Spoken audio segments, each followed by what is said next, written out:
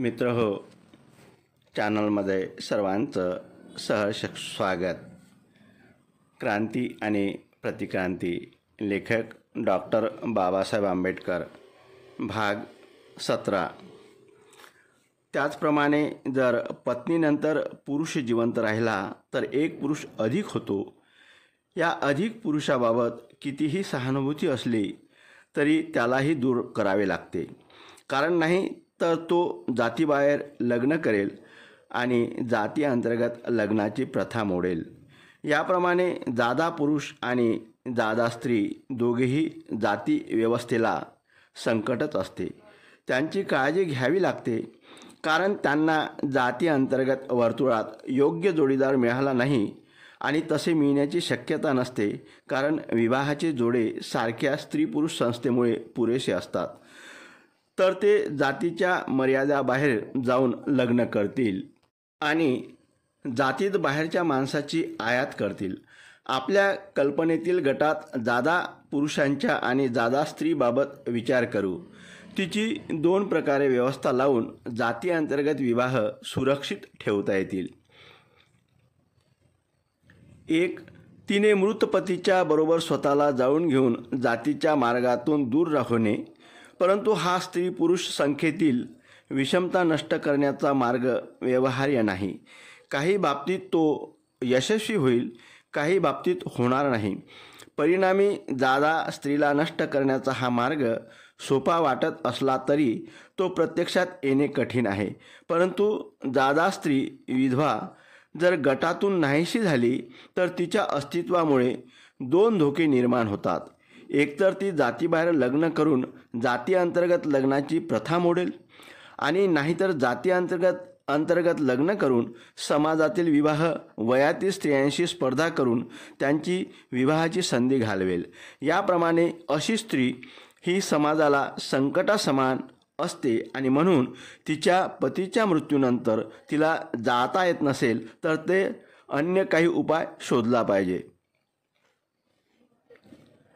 यावर दुसरा उपाय आयुष्यभर तिच्यावर वैधव्य लादणे हा आहे. जादा स्त्रीची समस्या सोडविण्याचा तिला जाळणे हा परिणामाच्या दृष्टीने लादलेल्या वैधव्यापेक्षा अधिक प्रभावी मार्ग आहे.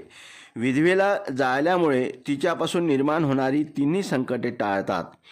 ती मरण पावल्या कारणाने तिचे जातीबाहेर वा जाती अंतर्गत विवाह करण्याचा धोका टळतो. परंतु वैधव्य लादणे हे जाळण्यापेक्षा अधिक व्यवहार्य आहे आणि तौलनिकदृष्ट्या अधिक मानवी असल्याने जाळण्यापेक्षा वा पुनर्विवाहापेक्षा ते अधिक योग्य ठरते. परंतु त्यामुळे गटाच्या नैतिकतेचा धोका निर्माण होतो. व्यक्तीच्या वैधव्यामुळे स्त्रीचे अस्तित्व शिल्लक राहते हे खरे, परंतु कायदेशीर पत्नी होण्याचा तिचा नैसर्गिक हक्क डावलला गेल्याने ती अनैतिक कृत्याकडे वळण्याचा संभव अधिक वाढतो. परंतु हे संकट टाळणे कठीण नाही. ज्यामुळे तिचा मोह अनावर होणार नाही अशा तऱ्हेने तिला विद्रूप करणे हा त्यावर उपाय आहे. जादा पुरुषाचा प्रश्न विधुराचा हा जात म्हणून राहणाऱ्या गटाच्या दृष्टीने जादा स्त्रीपेक्षा अधिक महत्त्वाचा आणि अधिक कठीण आहे. तो गटात प्रभावी असतो आणि स्त्री पुरुषात त्याची प्रतिष्ठा अधिक असते. पुरुषाच्या या स्त्रीपेक्षा पारंपरिक श्रेष्ठत्वाच्या कल्पनेमुळे त्याची इच्छा नेहमीच विचारात घेतली जाते. परंतु स्त्री मात्र असमान प्रतिबंधाच्या धार्मिक, सामाजिक आणि आर्थिक सर्व प्रकारच्या प्रतिबंधाला बळी पडते. पुरुष हा या सर्व प्रतिबंधाचा जनक असला तरी तो या सर्वापासून मुक्त राहतो.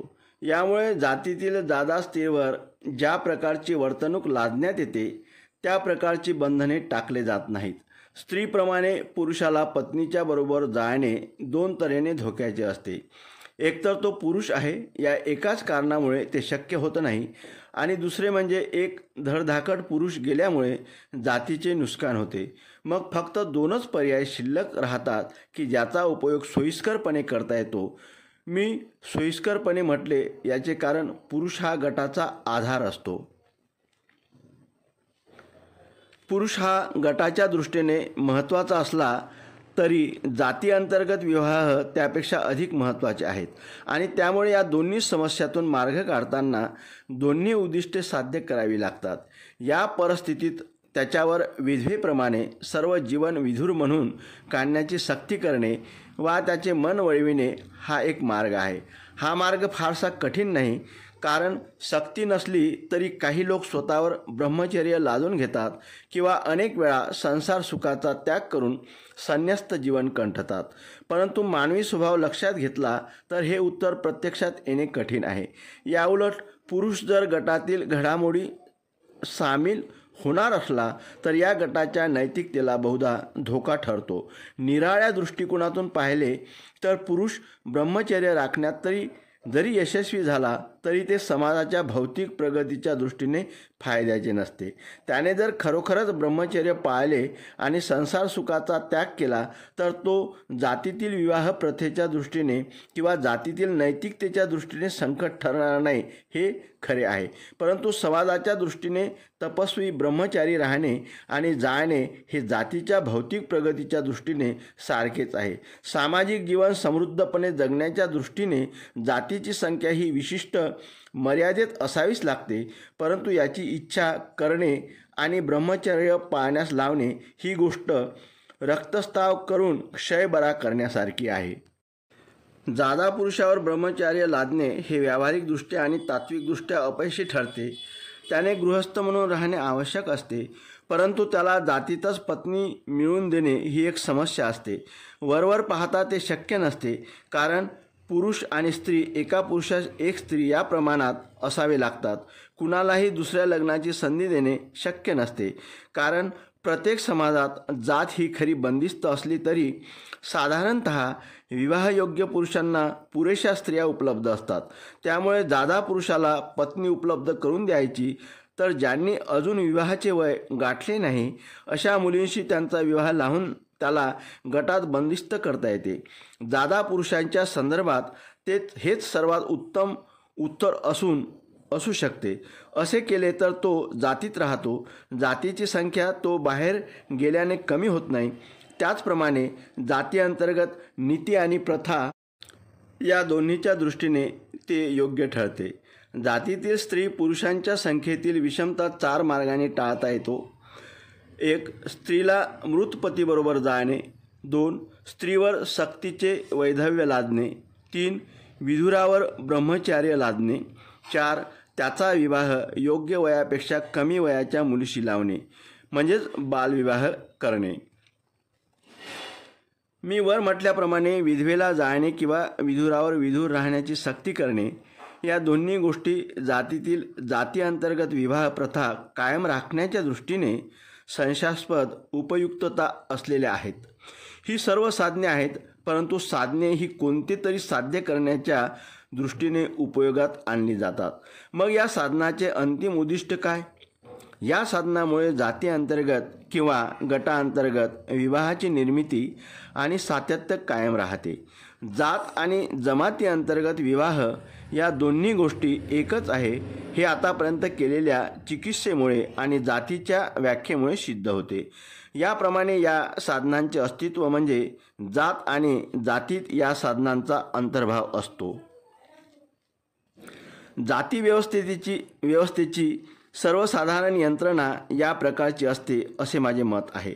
हिंदू समाजातील जातीचा आता आपण विचार करू आणि त्यातील या यंत्रणेची पाहणी करू। जातीच्या भूतकाळात शोध घेण्याच्या मार्गात अनेक अडचणी नाहीत असे मी म्हणू शकत नाही। जात ही भारतातील फार प्राचीन व्यवस्था आहे। विशेषतः लिखित आणि अचूक इतिहासाच्या नोंदीच्या अभावामुळे हे अधिक खरे ठरते, कारण हिंदूच्या दृष्टीने जग ही माया आहे आणि त्यामुळे इतिहास लिहिणे हा मूर्खपणा आहे। परंतु असे असले तरी संस्था जिवंत असतात आणि प्रदीर्घ काळ त्याची नोंद झाली नाही तरी रीतिभातीचे आणि नैतिकतेचे अवशेष त्यांची कथा सांगतात। हे जर खरे असले तर हिंदूंनी जादा पुरुष आणि जादा स्त्री यांचा प्रश्न कशा प्रकारे सोडविला याचा अभ्यास केला तर या प्रयत्नाला यश आल्याशिवाय राहणार नाही। मित्रहो, आतापर्यंत चॅनलला सबस्क्राईब केले नसेल तर सबस्क्राईब करा, व या सामाजिक चळवळीचे भागीदार व्हा. धन्यवाद. हिंदू समाज व्यवस्थेतील एकंदर कार्यपद्धती ही पुढील भागात पाहूया.